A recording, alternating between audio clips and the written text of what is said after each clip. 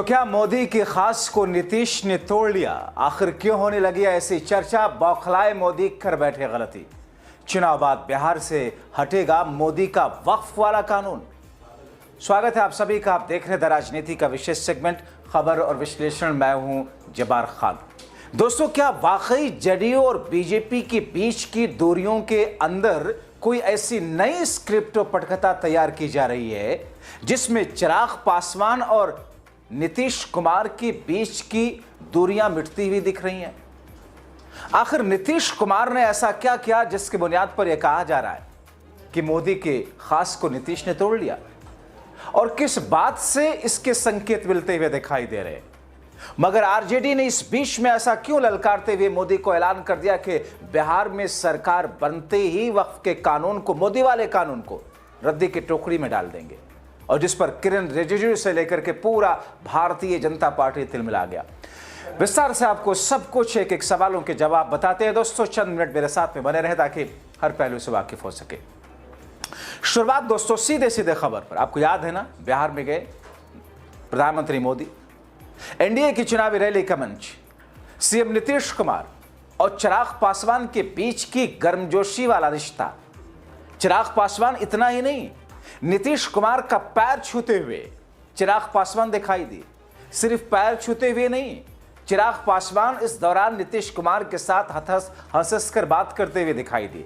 सिर्फ हंस कर बात करते हुए ही नहीं, चिराग पासवान नीतीश का पैर छूते हैं, हंस करके बात करते और काफी देर तक बात करते हैं।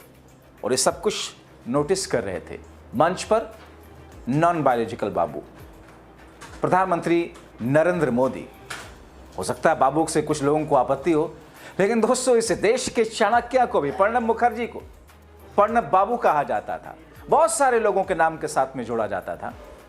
दोस्तों, सीएम नीतीश मंच पर जिस तरीके से बैठे हुए थे, सम्राट चौधरी थे, उनके नेता पास आते हैं, चिराग वहां पहुंचते हैं, झुक करके सीएम नीतीश कुमार के पैर छूते हैं। नीतीश ने हाथ आगे बढ़ाकर न सिर्फ उनको आशीर्वाद दिया, बल्कि दोनों ने हंस कर काफी देर तक बातें हुई। अब दोस्तों, इस घटना ने सबका ध्यान खींचा चिराग को। जैसे ही इस बीच में एक और घटना हुई कि साहब चिराग का नाम अनाउंस हो रहा था भाषण के लिए, और मोदी साहब ने नीतीश को कह दिया आप ही जाइए। जाहिर तौर पर यह घटना बहुत सामान्य सी है। इस घटना से बहुतों को एतराज हो सकता है कि साहब ऐसे में कहां क्या बात हो गई। दोस्तों दो कड़ियां बिहार में पैरेलल चल रही है। एक भारतीय जनता पार्टी के अंदर, क्योंकि बीजेपी के अंदर बिहार का कोई ऐसा बड़ा नेता नहीं है जो बिहार का बीजेपी का चेहरा हो, और कई सारे लोग स्टैब्लिश करने में लगे हुए हैं। तो दूसरा, चिराग पासवान बिहार में दूसरा नीतीश कुमार बनना चाहते हैं बीजेपी के लिए। युवा हैं, यंग हैं, दलित महादलित समाज से आते हैं, और अपर कास्ट में भी उनकी ठीक ठाक पैठ है। उनकी अपनी उम्मीदें और महत्वाकांक्षाएं हैं। दूसरा, बीजेपी के कई सारे नेता। तीसरा, जेडीयू के ही कुछ नेता बीजेपी के दामन को थाम करके बीजेपी का बिहार का चेहरा बनना चाहते हैं, जिसमें बीजेपी के मोदी शाह के स्लीपर सेल के तौर पर जाने जाने वाले ललन सिंह और संजय झा को आप सोच सकते हैं। क्योंकि दोस्तों, बिहार में सुशील मोदी के बाद में भारतीय जनता पार्टी के पास वैसा कोई चेहरा नहीं है जो बीजेपी का बड़ा चेहरा हो और जिस चेहरे को लोग माने कि ये भारतीय जनता पार्टी का नेता है। सम्राट चौधरी जैसे न जाने हल्के फुल्के वाले नेता, जिस शख्स पर 7 मर्डर के केसेस हों बकौल प्रशांत किशोर के, और झूठी एफिडेविट देकर उस एफिडेविट को जो हैफिडेविट बोलता हो और न जाने क्या क्या बोलता हो, प्रोनाउंसिएशन को प्रोसेशन बोलता, उनसे जब इसी मामले पर सवाल किया गया। दोस्तों, एक देश का एक न्यूज़ चैनल है, उसकी महिला एंकर ने पूछा कि आपका एक मजाक उड़ता है, आप हाफिडेविट क्यों कहते हैं? तो उन्होंने कहा कि देखिए इस प्रोसेशन अलग अलग तरीके से निकाल दो। वहां भी वो ब्लंडर कर गए, और ऐसे शख्स को शाह जी और मोदी जी ने बिठा रखा उप मुख्यमंत्री के तौर पर। खैर, तो अब जिस तरीके की घटना सामने आई, चिराग पासवान की अपनी महत्वाकांक्षाएं, नीतीश कुमार जिनका बीजेपी ने पत्ता काट दिया है, अगर बड़ी पार्टी एनडीए बनती है चुनाव के बाद में, उनको मुख्यमंत्री नहीं बना रही है, लेकिन इन तमाम चीजों के बीच में संकेतों की राजनीति चल रही है। चिराग पासवान जिनके नाम के अनाउंसमेंट के बाद में मोदी ने इशारा कर दिया नीतीश को, वो पोडियम पर चले जाते हैं। अब दोस्तों, बताया जा रहा है कि सिर्फ इतना ही नहीं किरकिरी, कहने वाले कह रहे हैं कि कुछ तो है जिसकी पर्दादारी है। दोस्तों, बीजेपी मोदी शाह के खेमे की तिलमिलाहट सिर्फ इतने भर से नहीं कि साहब नीतीश कुमार और चिराग के बीच में क्या कोई पर्दे के पीछे नई स्क्रिप्टिंग की भूमिका तैयार की जा रही है। क्योंकि दोस्तों, नीतीश यूं ही नहीं बैठने वाले हैं। नीतीश को मालूम है कि शायद इंडिया गठबंधन में अब उनके लिए जगह ना हो। हालांकि मामला कौन जाता है, नेवर नो, कल चुनाव के बाद क्या हो जाए। पॉलिटिकल मजबूरियां और राजनीतिक जरूरतें होती हैं। मोदी शाह के खेमे की तिलमिलाहट और उस समय बढ़ गई जब बिहार में सत्ता परिवर्तन के बाद वक्फ कानून खत्म करने की बात कही जाने लगी। कहां से? आरजेडी से। जाहिर है वो वक्फ कानून जो मुस्लिम विरोधी है, मुस्लिमों के अधिकार में इंक्रोच है। इसीलिए बीजेपी एनडीए को छोड़कर बाकी सभी विपक्षी दलों ने संविधान विरोधी इसे बताकर मोदी सरकार का मुस्लिमों के खिलाफ इसे कदम बताया था। और उसी कड़ी को आगे बढ़ाते हुए आरजेडी नेता ने तेजस्वी के सामने वक्फ कानून खत्म करने की बात कही, मगर पूरा एनडीए तिलमिला गया। दरअसल आरजेडी नेता ने एक ऐलान कर दिया कि सरकार बनते ही मोदी नीतीश द्वारा बनाए गए वक्फ कानून को रद्दी की टोकरी में डाल देंगे, कानून बिहार में लागू नहीं कराएंगे। आरजेडी एमएलसी मंच पर ही कहते हैं, साथियों तेजस्वी को मुख्यमंत्री बनाइए, हमारे बड़े भाई संजीव कुमार को आप जब विधायक बनाएंगे, विधायक नहीं तेजस्वी यादव जी मुख्यमंत्री बनेंगे। मैं समाज के सभी लोगों से कहना चाहता हूं, बीजेपी के बहकावे में ना आए। जिन लोगों ने वक्फ बिल का समर्थन किया, इनका इलाज करना है। जेडीयू एलजेपी से ये विरोधी हैं, ये सब विरोधी हैं। बिहार और देश को बचाने के लिए इस लालटेन छाप को यहां जिताइए, तेजस्वी जी को मुख्यमंत्री बनाइए। सारे बिल फाड़ के फेंक दिए जाएंगे, चाहे वो वक्फ बिल हो या कोई बिल हो। यहां सिर्फ इंसानियत की सरकार होगी, मोहब्बत की सरकार होगी, प्यार और भाईचारे की सरकार होगी। दोस्तों, आरजेडी के एमएलसी के बयान के बाद एनडीए नेताओं को तो मानो हिंदू मुस्लिम करने का मौका मिल गया। फौरन 1.5 रुपये के ट्रोल सामने आने लगे और उनके साथ साथ में बीजेपी के बड़े नेता भी आगे आ गए। आरजेडी प्रति का हमला बोलना शुरू किया। आईटी सेल प्रभारी अमित मालविया ने वीडियो पोस्ट करते हुए लिखते हैं, आरजेडी के मंच से ऐलान, अगर तेजस्वी यादव मुख्यमंत्री बने तो वक्फ कानून खत्म कर देंगे। कानून तो रहेगा लेकिन जमीनों पर डाका डालने का इरादा साफ है। यही तो है आरजेडी का जंगल राज। अब दोस्तों देखिए, यह अमित मालविया है, वो अमित मालविया जिसने कई सारे ऐसे पोस्ट किए जो भ्रामक थे, झूठ पर बेस थे, मगर सरकार और एजेंसियों ने इसके खिलाफ कोई केस नहीं किया। मगर अब जरा मंत्री पर आ जाते हैं। मोदी के मित्र और पार्टी के वरिष्ठ नेता किरण रिजिजू सोशल मीडिया पर लिखते हैं, किसका इलाज करना है। अब देखिए, वो कट पेस्ट वाला जो प्रोसेस है ना, यहां रिजिजू साहब ने, मंत्री साहब ने इस्तेमाल कर लिया उतना हिस्सा कुछ सेकंड का, और लिखा किसका इलाज करना है। यही जंगल राज के लक्षण है और इसे कुचलना है। सोचिए, 20 साल से तुम्हारा जंगल राज वहां पर है और तुम कहते हो यही जंगल राज के लक्षण है। जिस अंदाज में अभी 1 महीने पहले वहां पर हत्याओं और महिलाओं के साथ में दुराचार की खबरें रोजाना आ रही थी, मगर मोदी शाह के मुंह में पानो लकवा सा मार गया था, एक शब्द नहीं निकल रहे थे। कांग्रेस और आरजेडी सुप्रीम कोर्ट को इज्जत नहीं करते। रिजिजू साहब कहते, ये वही है ना जो कह रहे थे मैं तो बीफ खाता हूं, खाऊंगा, किसको रोकना है। वैसे खैर, इनकी नीति और नैतिकता के संग और बीजेपी वालों की बात ही क्या करें। मैं किसी पार्टी विशेष का समर्थन नहीं करता, मगर जो गलत है उस गलत का समर्थन तो कतई नहीं कर सकता।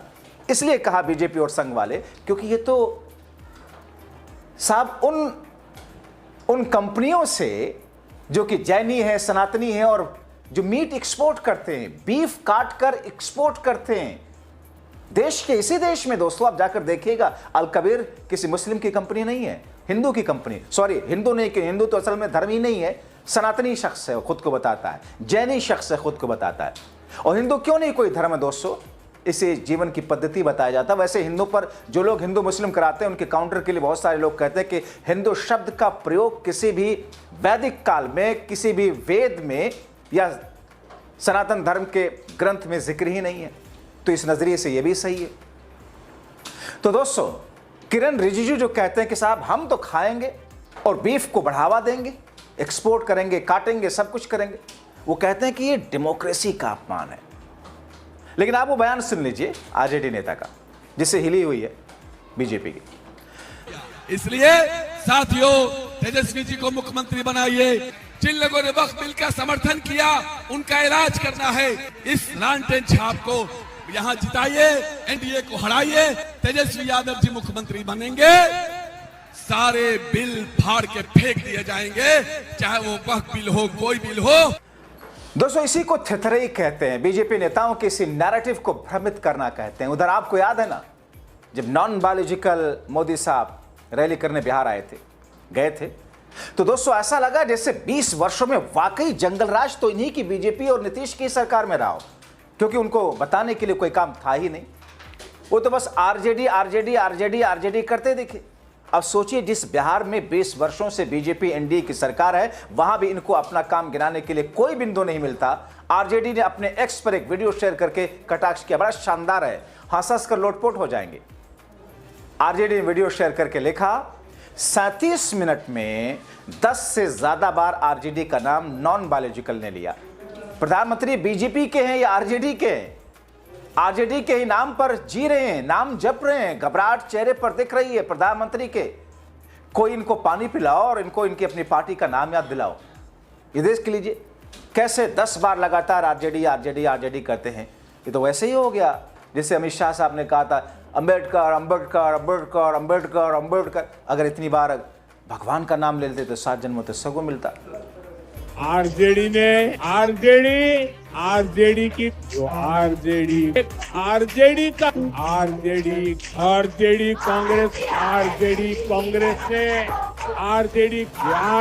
कांग्रेस वाले इतना नाम अगर भगवान का लेते हैं तो 7 जन्मों तक स्वर्ग।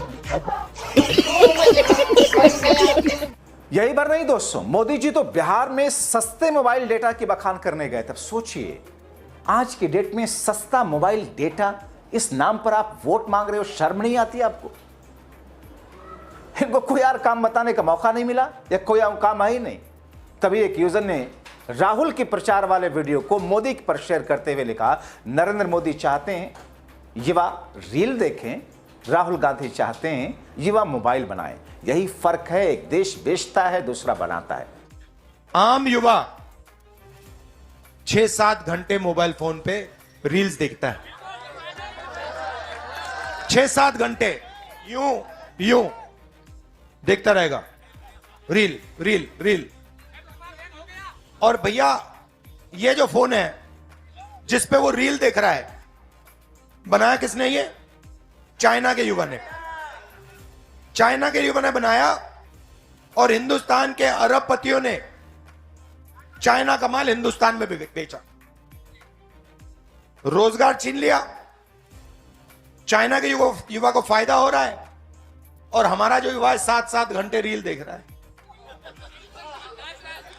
यह है चमत्कार। अब मैं चाहता हूं कि ऐसा दिन आए कि यहां पे एक युवा रील देखे 15 मिनट और फिर फोन को ऐसे घुमाए, उस पर लिखा हो मेड इन मध्य प्रदेश। ये मैं चाहता हूं और इसमें आपकी जरूरत होगी। मोदी जी ये नहीं चाहते। मोदी जी चाहते हैं कि आप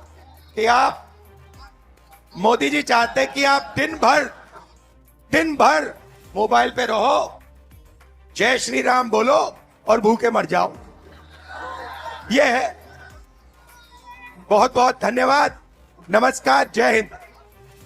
तो दोस्तों, आप क्या कहेंगे? अपनी राय अवश्य लिखें। बहुत शुक्रिया।